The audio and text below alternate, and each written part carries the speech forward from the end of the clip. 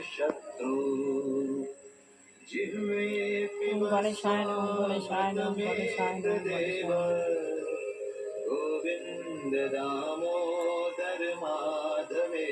ওম বিষ্ণু বিষ্ণু বিষ্ণু বিষ্ণু পার্বতী কিমাতা শ্রী দুর্গায় নমঃ, শ্রী দুর্গায় নমঃ, শ্রী দুর্গায় নমঃ। लक्ष्मीपते Keshav Vasudev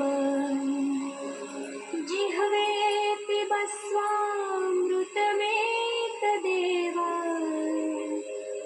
Govind Damodar माधवेति।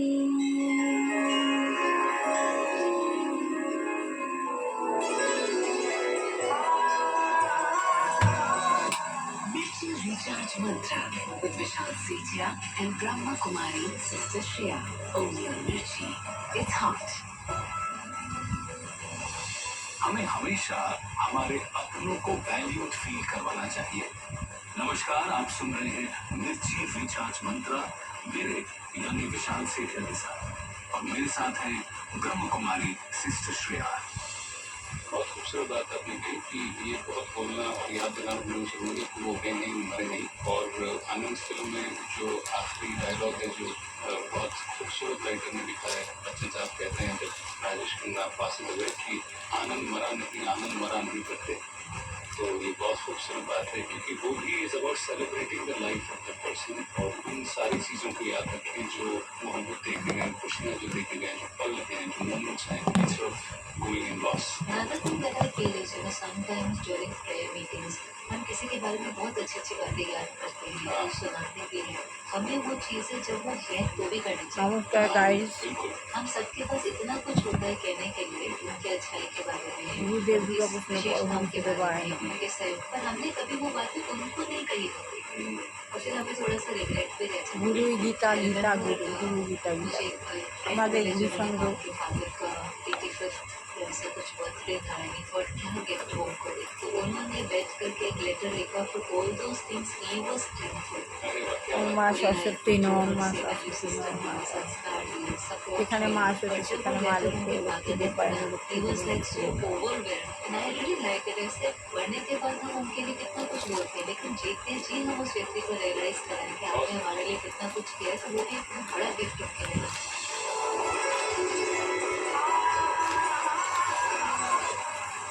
Recharge mantra with Vishal Sethia and Brahma Kumari Sister Shreya. Only on Mirchi. It's hot. ওম সাই বাবাই নমঃ, সাই বাবাই নমঃ, সাই বাবাই।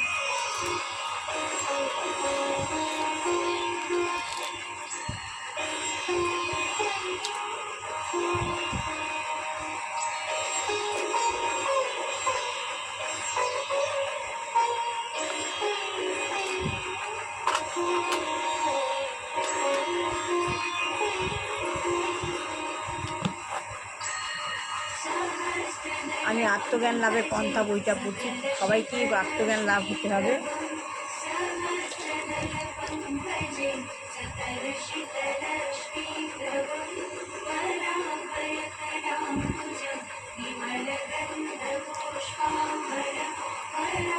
তারে শ্রী বহুপাদ বলছেন, হে অর্জুন, যে তত্ত্ব তো জানতে পারে সে আমার জন্ম এবং কর্ম দিবা দেহত্যাগের পর তাকে আর এই জড়জগতে জন্মগ্রহণ করতে হয় না। যে পুরো তত্ত্বটা জানে তাকে আর জন্মগ্রহণ করতে হয় না। ভগবান বলছেন, কেউ যখন তাকে যথাযথভাবে জানতে পারে, ভগবান বলছেন কেউ যখন তাকে যথাযথভাবে জানতে পারে তখন সে জন্ম মৃত্যুর বন্ধন থেকে মুক্ত হয়। কেউ যদি ভগবানকে জানতে পারে তাহলে সে জন্ম মৃত্যুর বন্ধন থেকে মুক্ত হয়ে যাচ্ছে। তবে ভগবানকে জল্পনা কল্পনার মাধ্যমে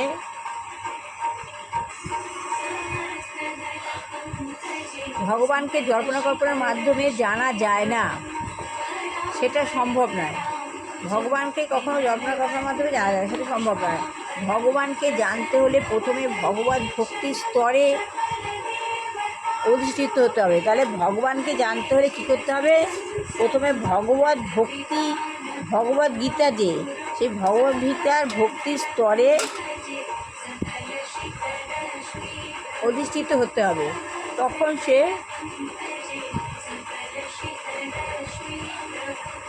তখন সে ভগবানকে জানবার বুদ্ধিমত্তা অর্জন করতে পারবে। এবং সে যখন ভগবানকে জানতে পারে তখন তাকে আর একটি জড় শরীর ধারণ করতে হয় না। তাই কেউ যখন ভগবানকে জানতে পারে তখন তাকে আর জড় শরীর ধারণ করতে হয় না। আমাদের যে জড় শরীর, এই জড় শরীর তাকে আর ধারণ করতে হয় না। সে তখন ভগবানের কাছে ফিরে যায়। সে তখন কী করে? ভগবানের কাছে ফিরে যায়। সেখানে সে নিত্য জীবন লাভ করে। সে ভগবানের ধামে যায়, ভগবানের ধামে গিয়ে নিত্য জীবন লাভ করে।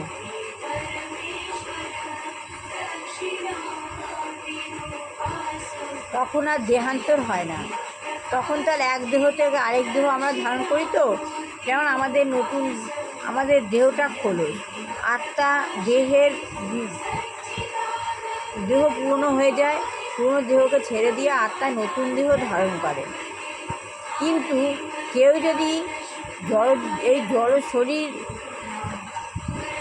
ধারণ করতে হয় না, কেউ যদি ভগবানের সঙ্গে যুক্ত হয়, ভগবানকে ভালো করে জানতে পারে, তাকে সে আর ভগবানের জড়জীবন লাভ করে সেখানে তাকে আর দেহান্তর হতে হয় না। তাকে সে ভগবানের কাছে সরাসরি ভগবানের কাছে চলে যায়। দেহান্তর মানে নতুন দেহ ধারণ করে আবার জন্ম নেয় না, সে ভগবান ধামে চলে যায়। শ্রীল প্রভুপাদ বলছেন, আমাদের শাস্ত্রগুলি আসছে বৈদিক সাহিত্য থেকে। আমাদের সেই শাস্ত্র আসছে বৈদিক সাহিত্য থেকে, যা সৃষ্টির আদি থেকে বর্তমান। যখনই কোনো নতুন সৃষ্টি হয়, যেমন মাইক্রোফোন, সেটা কীভাবে ব্যবহার করতে হয়, তাহলে আমাদের শাস্ত্রগুলি আসছে কোথা থেকে? বৈদিক সাহিত্য থেকে, যা সৃষ্টির আদি থেকে বর্তমান। যেটা সৃষ্টির আদি থেকে বর্তমান। যখনই কোনো নতুন কিছু সৃষ্টি হয়, সে এই যেমন এই মাইক্রোফোন, সেটা কীভাবে ব্যবহার করতে হয় তা বিশ্লেষণ করে অপারেশন ম্যানুয়াল থাকে। যেমন মাইক্রোফোন, সেটা কিভাবে সৃষ্টি হয়েছে এবং কিভাবে ব্যবহার করতে হয় তা বিশ্লেষণ করে অপারেশন ম্যানুয়াল থাকে।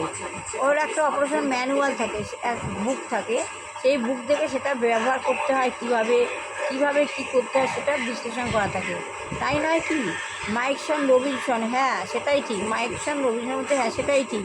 শ্রীল প্রভুপাদ বলছেন, আর সেই বইটি, অপারেশন ম্যানুয়ালটি মাইক্রোফোনের সঙ্গে আসে। যখন আমরা কোনো কিছু কিনি তার সঙ্গে একটা বুক দিয়ে দেয়। সেই বইটা যখন আমরা ম্যানুয়ালটা কিনি, ম্যানুয়ালের সঙ্গে আসে।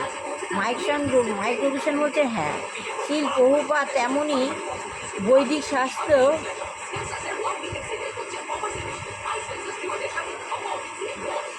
শ্রীল প্রভুপাদ বলছেন ঠিক তেমনই বৈদিক শাস্ত্র এই সৃষ্টির সঙ্গে এসেছে। আমাদের যখন সৃষ্টি হয়েছে, ওই সৃষ্টির সঙ্গে বৈদিক শাস্ত্ররা চলে এসছে কীভাবে সৃষ্টিকে ব্যবহার করতে হয় তা বিশ্লেষণ করার জন্য। এই সৃষ্টিকে আমরা কীভাবে ব্যবহার করব, সৃষ্টিকে ব্যবহার করতে হয় তা বিশ্লেষণ করার জন্য ওই বইটা এসছে। বৈদিক শাস্ত্রের সৃষ্টি কীভাবে এসেছে, কীভাবে সৃষ্টিকে ব্যবহার করতে হয় তা বিশ্লেষণ করার জন্য। মাইক্রোভিশন বলছে হ্যাঁ, আমি বুঝতে পেরেছি এই শাস্ত্রগুলির সৃষ্টির আদি থেকেই রয়েছে। এখন আমি আপনাকে আরেকটি বিষয়ে প্রশ্ন করতে চাই। প্রাচ্য থেকে এদেশে যে সমস্ত ধর্মগুলি এসেছে, আর একটি বিষয়ে প্রশ্ন করতে চাই। প্রাচ্য থেকে এদেশে যে ধর্মগুলি এসেছে তার সঙ্গে কৃষ্ণ ভাবনাভিত্তিক কী পার্থক্য? আগে প্রাচ্য থেকে যে সমস্ত ধর্ম এসেছে, কৃষ্ণ ভাবনামৃতের সঙ্গে তার পার্থক্য কী, এটা জানতে চাইছে। শ্রীল প্রভুপাদ বলছেন, পার্থক্যটি হচ্ছে যে আমরা মূল শাস্ত্রের নির্দেশ অনুসরণ করছি। আমরা যে মূল শাস্ত্র সেই মূল শাস্ত্রে অনুসরণ করছে। আর তারা তাদের মন গড়া মতবাদ তৈরি করছে, আর তারা তাদের কী করছে, মন গড়া মতবাদ তৈরি করছে। সেটাই হচ্ছে পার্থক্য। যার যার মতবাদ দেওয়া হচ্ছে। পারমার্থিক পথ অবলম্বন করতে হলে আপনাকে শাস্ত্র নির্দেশ অনুসারে তা করতে হবে। আপনি যদি পারমার্থিক নির্দেশ পালন করে তাকে শাস্ত্র অনুযায়ী করতে হবে। কতগুলি গুপ্ত মূর্খের মন গড়া মতবাদ অনুসরণ করলে কোনো কাজ হবে না। মাইক রবীন্দ্র বলছে হরে কৃষ্ণ মহামন্ত্র উচ্চারণ সম্বন্ধে আপনি কি বলেন? শ্রী প্রভুপাদ বলছে হরে কৃষ্ণ মহামন্ত্র কীর্তন করা হচ্ছে পবিত্র হওয়ার সবচাইতে সহজ পন্থা। আমরা যে হরে কৃষ্ণ মহামন্ত্র করে আমরা নিজেকে পবিত্র করতে পারবো। উনি বলছেন এটাই হলো সহজ পন্থা। বিশেষ করে এই যুগে যখন মানুষ এত নির্বোধ যে তারা সহজে পারমার্থিক জ্ঞান হৃদয়ন করতে পারে না। এই আত্মজ্ঞান লাভের পন্থা বইটা পড়ছি, মানুষ এতটাই মুখ্য যে এই জ্ঞান লাভ করতে পারে না। কেউ যখন হরে কৃষ্ণ মহামন্ত্র কীর্তন করে তখন তার বুদ্ধিমত্তা পবিত্র হয়। তাহলে কেউ যদি হরে কৃষ্ণ করে তাহলে তার বুদ্ধিমত্তাটা পবিত্র হয় এবং তখন সে পারমার্থিক বিষয়ে হৃদয়ঙ্গম করতে পারে। যখন সে হরে কৃষ্ণ মন্ত্র করবে তখন সে নিজেকে পবিত্র করতে পারবে এবং পারমার্থিক বিষয় সম্বন্ধে হৃদয়ঙ্গম করতে পারবে। তাই মাইক রবিনসন বলছে আপনি কি দয়া করে একটু বলবেন যে কিভাবে আপনি এই মহৎ কার্য সম্পাদন করতে অনুপ্রেরণা পেলেন? শ্রী বহুপাতকে জিজ্ঞেস করছে আপনি কীভাবে এই মহৎ কাজ সম্পাদন করার অনুপ্রেরণা পেয়েছেন? শ্রী বহুপাত বলছে আমরা বৈদিক শাস্ত্রের নির্দেশ অনুসারে এই কাজ সম্পাদন করেছি। বৈদিক শাস্ত্রের নির্দেশ অনুযায়ী আমরা এই কাজ সম্পাদন করেছি। এবার মাইক সামনে যে শাস্ত্র থেকে আপনি উদ্ধৃতি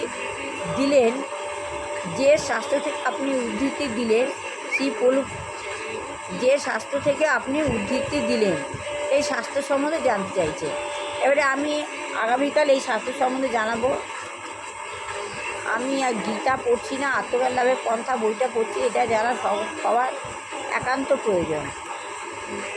তা আজকের মতো পড়া শেষ করলাম। ভালো লাগে লাইক শেয়ার কমেন্ট অবশ্যই করবেন। সবার ভালো হোক, কল্যাণ হোক, মঙ্গল হোক। দুষ্টু বাচ্চা ভালো করে পড়াশোনা থেকে মানুষ হোক, চাকরিযোগ্য ছেলেমেয়ে চাকরি হোক, বিবাহযোগ্য ছেলেমেয়ে বিবাহ হোক। আপনি যদি মনে করেন যে আপনার ভালো কিছু জানালে সবার ভালো হবে তাহলে আপনি সেটাই করুন। সকালবেলা ব্রহ্ম মুহূর্তে যেভাবে ফোনকে রিচার্জ করতে হয় সেভাবে নিজেকে আপনি রিচার্জ করুন। আর আপনি এইভাবে ঘরে একটা ঠাকুরের নাম গান কীর্তন প্রতিদিনই করতে পারেন, তাহলে আপনার ঘরে আবহাওয়া বাতাবরণ হয়ে যাবে। কোনো শত্রু আপনার কাছে ঘেঁষতে পারবে না। কেউ যদি আপনার ক্ষতি করতে চায় ক্ষতি করতে পারবে না। এই বলে আমি শেষ করলাম।